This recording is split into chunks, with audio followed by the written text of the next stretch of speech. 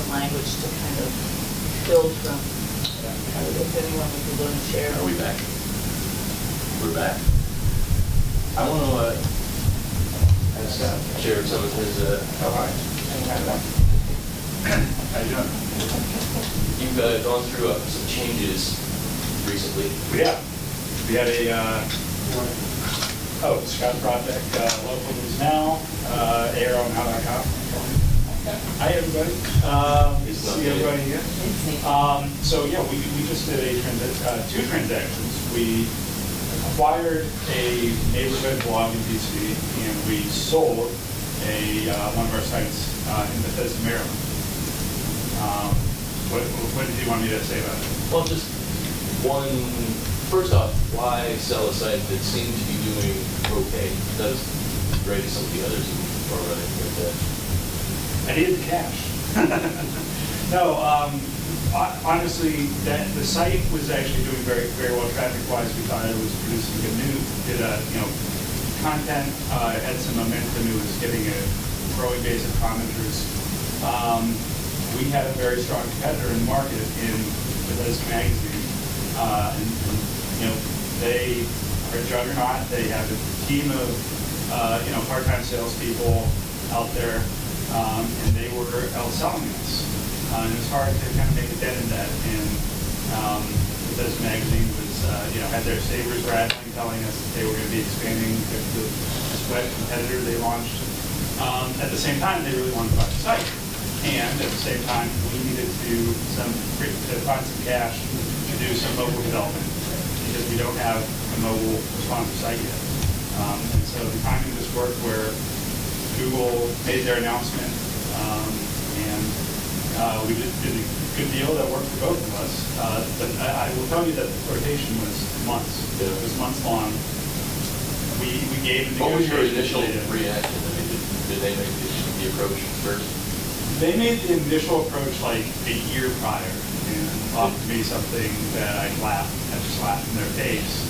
And then it was a little more, basically, we came back together through an intermediary who kind of set us up and started negotiations. Negotiations took about 2 months of back and forth, and now I'm leaving the table. But eventually we got to something that worked for both of us. And come a month from now, we're going to have a mobile responsive site, and they got our social media following, and they essentially acqui-hired our editor. That was big for them. Now, in the transaction where we purchased the site, we purchased this blog, which had closed 2 years ago, because it had a brand, had a strong brand in the community, an existing social media site following, and they were in an attractive market where there were a few competitors, direct competitors, and so we made the decision that it was worth doing this deal to get that brand and that traffic, and I think we're very happy with it so far. So they had done basically nothing for 2 years, but you still saw some value in the fact that they had people still, probably not actively following them on social media because there's nothing happening, but there was something there beyond the brand, beyond just the name of. Yeah. And one thing we've struggled with is once we launch a site, how do we get that authentic, how do we become an authentic neighborhood voice, because we scale, or at least it's very hard to make it scale. Yeah. And so, in that acquisition, we had 2 founders who lived in the neighborhood who gave us all their connections for advertising and news, and so it worked out really well. These guys are still, honest consultants. They have a little skin in the game too, because in terms of the deal. And I think we really got a leg up on that we wouldn't have otherwise. It's definitely worth it. A question for you, Session. So when you did the purchase, did it come with like a CRM system and all the data, or did they just get with the people? We got all their sales data. We got all their social media accounts and the knowledge of these guys know every other business owner in the neighborhood. So it was formalized. It was like software, like a spreadsheet with everybody. It was like a QuickBooks account that we got. They didn't have a formal CRM. I just had a question flip through my mind and I'm trying to grasp it. It's a long week. Well, I'll come back to you, but everyone's probably over here. Who's got another lesson?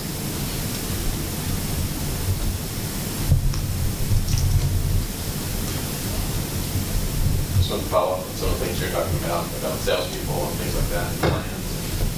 You mentioned CRM. I don't know how many people are running CRMs, but you've got to be running a CRM.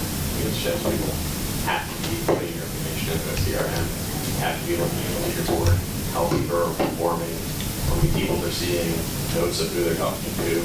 We look at that every day for our salespeople, and there are lots of connections that I have in the marketplace that I can help them get through. I'm stuck with this person. Why don't the boss here connect you? Or like I said, the meeting, take you out. I mean, they have to manage it. What's that? Which one do you use? It's built into our platform. We build it. It's like a mini version of Salesforce, but it's tied in. It integrates with the business directory. It integrates with billing. The other thing you have to run a billing system. You can't just generate invoice here or there. You talk about recurring revenue. Our whole business is recurring revenue. Everything that we do, from display advertising. I mean, yes, we have people that will come do it once a month, but it's all about getting people in the market. It's annual. It renews, month to month, year to year, and so you just keep taking it forward and going to that. And you have to know when those things renew, and then your salespeople are out servicing those customers. And then on the sales plan, you're just talking about how to pay them. All of our salespeople are employees with benefits. And you talk about, pay people straight commission. Well, ultimately, I want to pay them straight commission. Ultimately, on my cost of sales being 15 or 20% or whatever that is, what we came up with was a takedown plan. So they start at a base and have a spreadsheet that lays it all out. The number that they're going to start at, and the number that they're going to take down to over 2 years or 3 years, and it runs the ramp.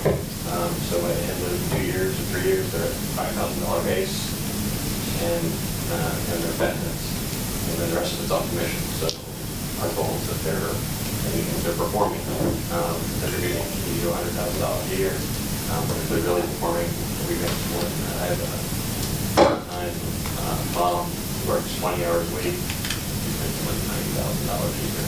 And servicing her clients. She's got a base of clients that she serves. But again, everything's got to go into the CRM so you can see it and you can manage it. Can you hold the love about 4 inches away so you don't pop it? Sorry. So on recurring campaigns and recurring clients and stuff like that, are you tracking conversions to them? I mean, we track impressions and clicks, but we're not tracking the actual sales to the app. So we want them running Google Analytics. We want all of our clients running Google Analytics. If they're not running, we'll set it up and help them get installed on our site because we know we perform. We also are helping them set up goal tracking. In some cases, we'll have to help them set up goal tracking phone numbers. We'll sell continual improvement programs, which we talk about SEO, but it's a program to help them from their digital perspective. They're here. How do they keep getting better over time? Anything we can do to help them grow their business, and they see us as an advocate, so we're an advocate.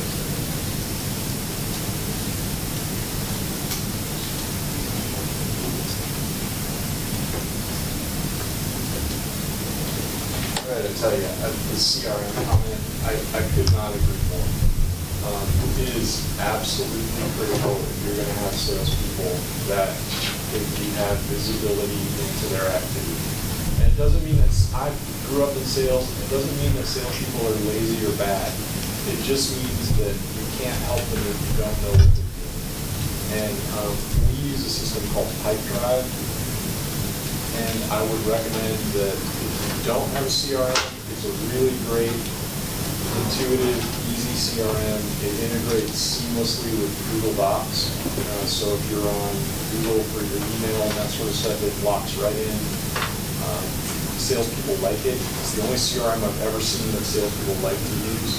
And they do use it. It gives you total visibility into activity, and you would not even believe it. It's like a light switch. I mean, when you go from an Excel spreadsheet to an actual CRM system, it's like a light switch in terms of your ability to manage sales and understand what's happening. If you're not doing it, do yourself a favor and do it, because we didn't have it at first, and it was a bloody nightmare. And as soon as we put it back, as soon as we put it in, the salespeople resisted it for about a month, and then we really worked hard to make it not about Big Brother, but to make it about you make more money if you're paying attention.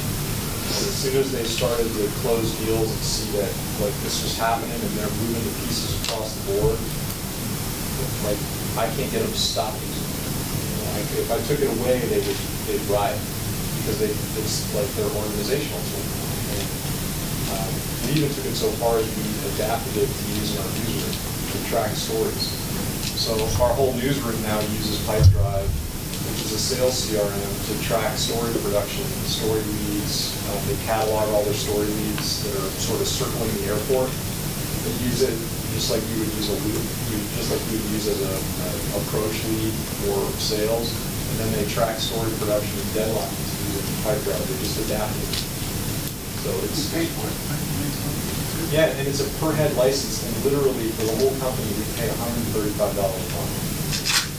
And we give, that's for every single person in the company is a user.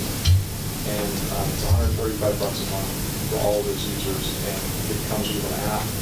So all that information is on the phone, as well as any of their tablets or devices they're at. So. Is your contracting and inventory and all that in your CRM? You can, because it integrates, they've done a nice job of Pipedrive of integrating with a bunch of different, like you can have electronic signatures, you can do inventory, you can do, I think they even link into some billing systems. We haven't gone that far, but yeah, you can go pretty deep.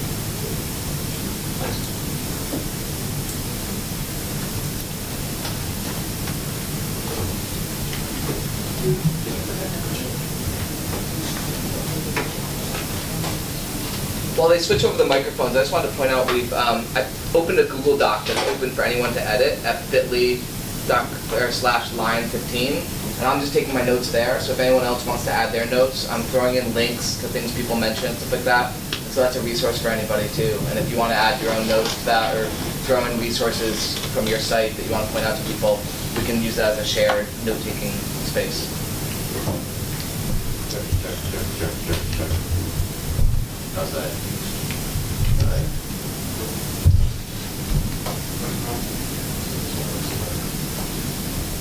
We've got time for maybe 2 more quick tips. Not necessarily, doesn't have to be a bad one this time. Could be a good one too.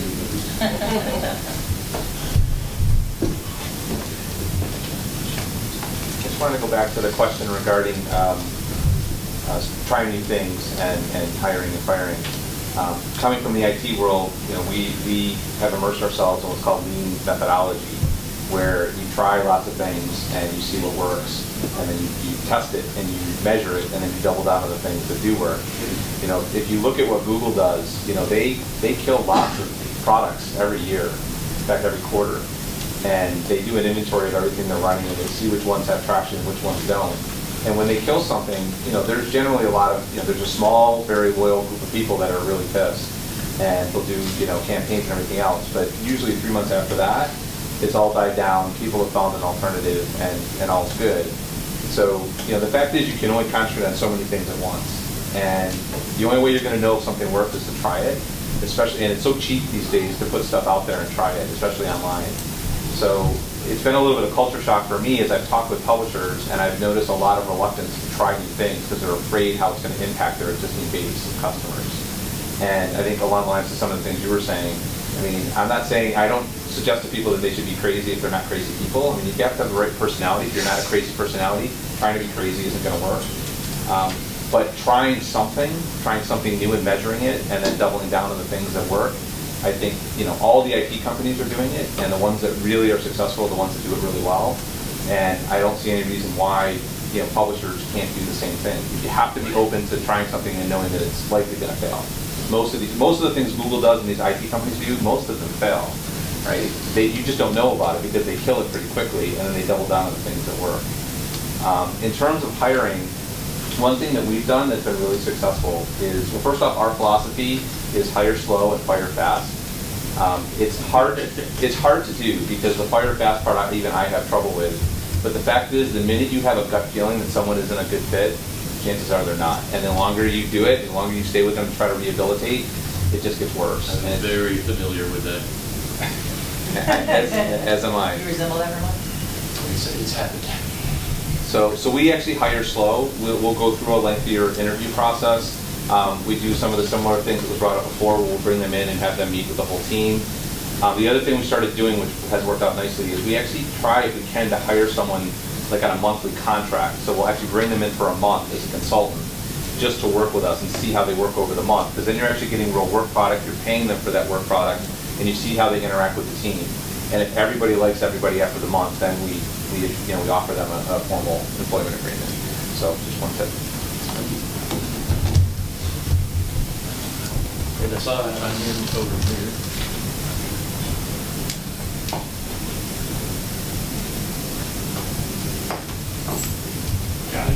That was my question. You don't want to know. Yeah, so I know we talked a lot earlier, but I wanted to give you one that will make some money if you're not doing it already. So we do sponsored content. One of the sponsored content pieces we do is just listed this week, which is homes that in our area that have just been listed in the audience. But we work with a realtor, and instead of linking to Trulio or our real estate section, we link back to their to the home listing on their site, so we're sending them traffic.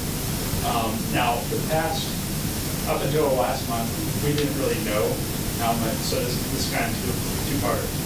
Up until last month, we didn't know how much traffic it was really generating. We were saying that, the article itself was generating maybe 500 page views a month every time it's published. But of course, people see it on the homepage. So we signed up with a company called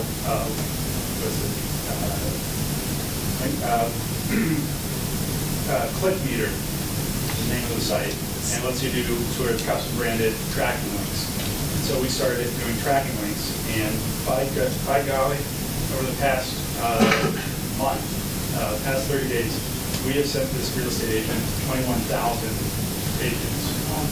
From the just listed, like 8 real estate listings and a full live list every week.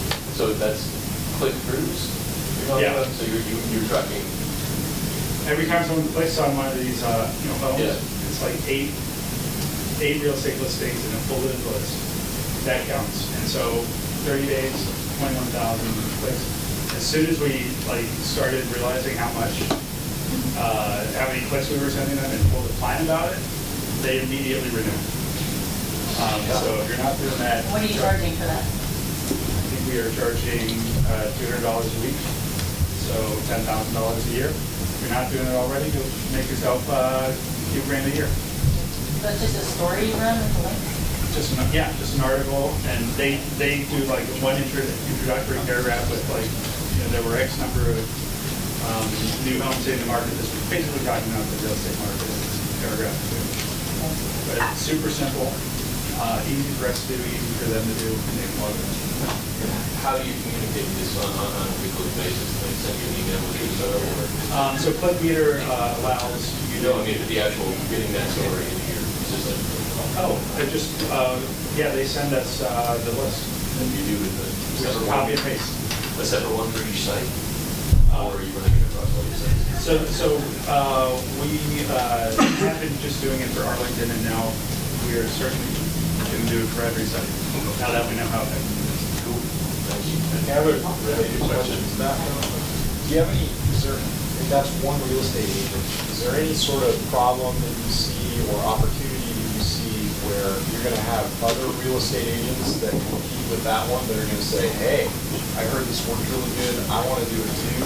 Do you have a thought process on how you're going to deal with that guy's competitor who also wants to do that? Well, it's great because real estate agents love fighting each other over territory. And the real estate agents who don't have it don't like to see them have it, which is great for us. But we have multiple real estate products. So we have the just listed, we have an open house, We have a just sold, and then we have a sort of column that a real estate agent writes. So those are 4 different things. We could pretty much plan out the entire week, 1 real estate thing per week.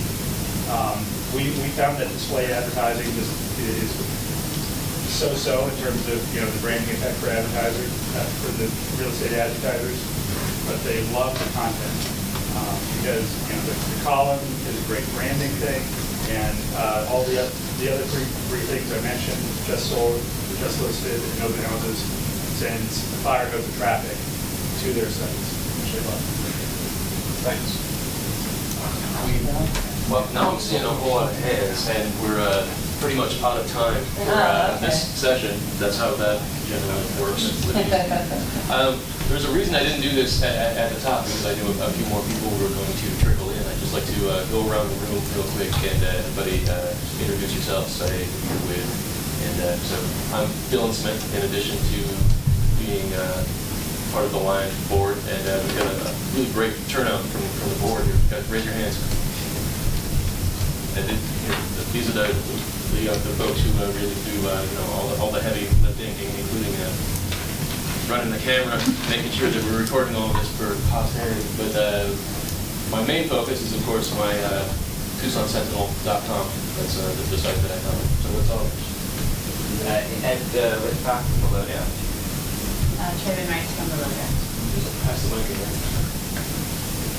My name is Joe Becker, and I'm with Radio Noir. Doug Rainey with the Delaware Business Daily. My name is Kelly Gilfillan, and I'm owner of Homepage Media Group. And say where are you from? Nashville, Tennessee. Not everybody knows. Brentwood, Tennessee, which is south of Nashville. We have 4 sites in the county, Wilkes County. Doug Hardy, my wife and I run ctnewsjunk.com, political website. Hi, my name is Steve Beatty. I'm the editor at The Lens, a nonprofit investigative news site in New Orleans. I'm Rose Hogan. I run North Carolina Health News. I'm Tim Castro. I'm with Broad Street from New Jersey. Mr. Bigger. Hi, Kenny. Hey, how you doing, Bob? I'm Charlotte Ann Lucas with Nowcast SA and like public television on the internet in San Antonio. I'm Scott Barnett from Busyhood in beautiful Asbury Park, New Jersey. I'm Andrew Stringer. I work for ABC News, but I'm not here on behalf of Walt Disney Company. I'm just inspired by all your great work. I'm originally from West Virginia, but I live in Williamsburg, across the road from you. John Moten, Local News at North Shore, Massachusetts. Jay Allred with Richland Source in Mansfield, Ohio. We're about halfway between Cleveland and Columbus. My name is Scott Gatchell. I'm a technology partner from Mobley. I'm a technology partner of Jay at Richland Source. I split my time between Columbus and an office in Silicon Valley. Hi, I'm Mike Rispoli. I'm with Free Press, and I'm working on a project in New Jersey about connecting local news and communities together to work on collaborations and deeper engagement. Hello, Josh Stearns from the Geraldine R. Dodge Foundation in New Jersey. And I'm working on a project with Knight Foundation funding to support 5 or 6 local sites in New Jersey and New York, all for-profit sites, but really they've signed up as sort of experimentation labs to test revenue ideas and community engagement ideas. And so we're doing a whole bunch of testing and experiments and writing it all up at localnewslab.org and sharing it each week, as well as sort of doing knowledge sharing each week on the newsletter, tinyletter.com/JC-Stearns. And basically what we just did for the last hour, I try to do every week. So if you have great ideas and tips, send them my way. I want to profile your work and highlight what you're doing. Hey, Tom Sofield from LovingTownNow.com. We're about 25 minutes north of here. When there's construction, like 2 hours north. 95. Nice to see everybody. It's my first line conference.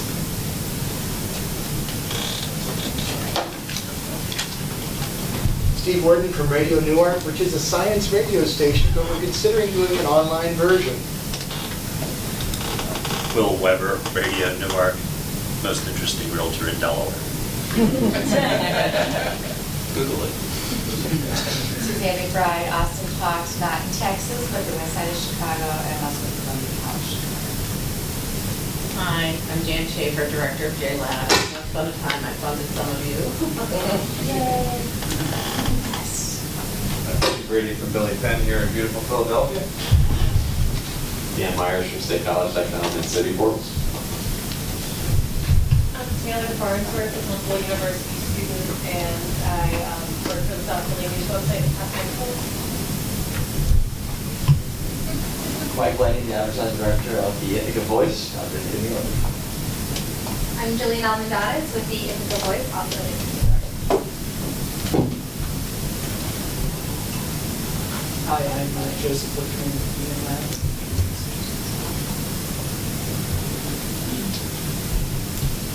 I'm Lily Buck, LittleSteelNews.com in Lancaster County. I'm writing a whole paper and selling ads every afternoon my job, and I'm definitely on the staff I'm Michelle Rosen from Baltimore, Maryland, and I'm here to find out if I'm crazy and or brave enough to do what you guys do. Good luck. Hey, I'm Brian Juicecourt from Technically. I'm from Philadelphia. I'd like to which is I feel very fortunate about. Hi, Maria Coxon-Smith, TucsonCentral.com. I'm also Dylan's wife and general partner and friend. She's the boss. You've all heard that, right? Nancy Chapman, Nancy on NoWalk.com, NoWalk Commercial.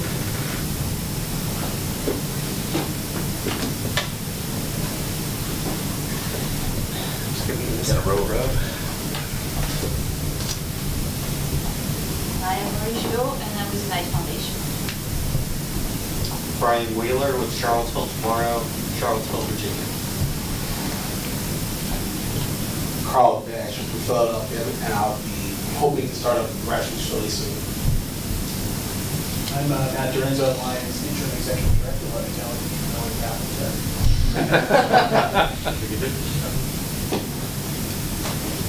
Scott Broadbeck, Local News Now, Northern Virginia and Washington, D.C.